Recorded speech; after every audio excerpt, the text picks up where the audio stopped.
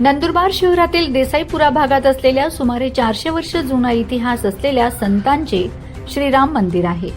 या मंदिरात चोरी झाल्याची घटना समोर आली असून या प्रकारामुळे परिसरात खळबळ उडाली आहे।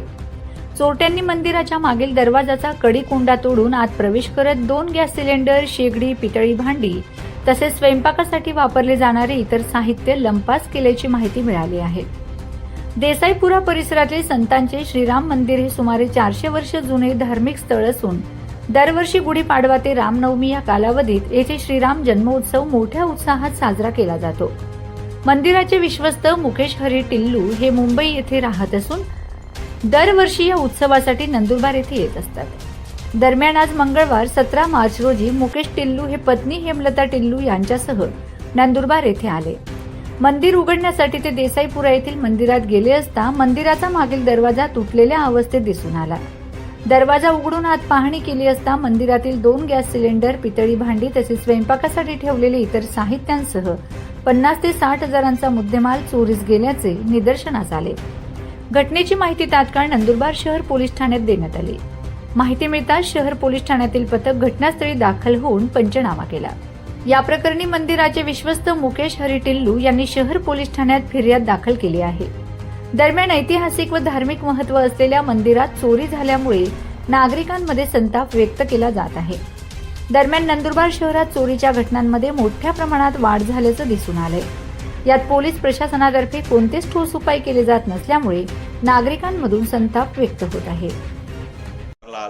घर तुम्ही मंदिर उघडं केलं, काय चोरी झाली, काय निदर्शन असं? आम्ही घरात आल्याबरोबर अगोदर आम्हाला आमच्या रामाच्या शेजारचं पाठीमागच्या वाड्याचा दरवाजा काढलेला असा दिसला आणि असा बाजूला लोटलेला दिसला। तर आम्ही पहिलं ते पाहिलं की दरवाजा असा का झाला हा, तर त्याची बाजूला लोटलेला आणि हळूच पाहिलं ते वरून निघालेले।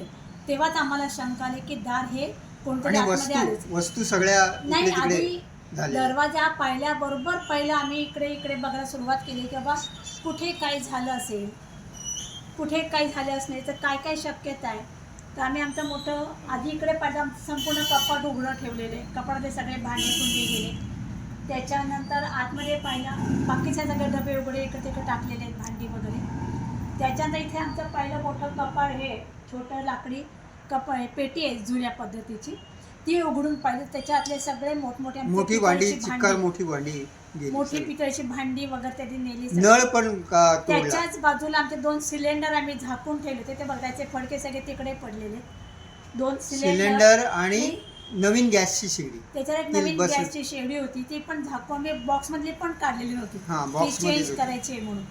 तर ते पण गेले का? मग केवढ्याला मिळतात आपल्याला माहिती नाही। बाजारात एक गॅसचा सिलेंडर केवढ्याला मिळतो अजून काय आम्ही सगळं आल्या निखिलला सांगितलं ना, तो आला तेव्हापासून अजून आम्हाला बघायला वेळच नाही, म्हणजे अजून काय केलंय त्यांनी इकडे काढून पाहिलं। हे पीप वगैरे हे आम्ही खाली ठेवलेले नव्हते, त्याने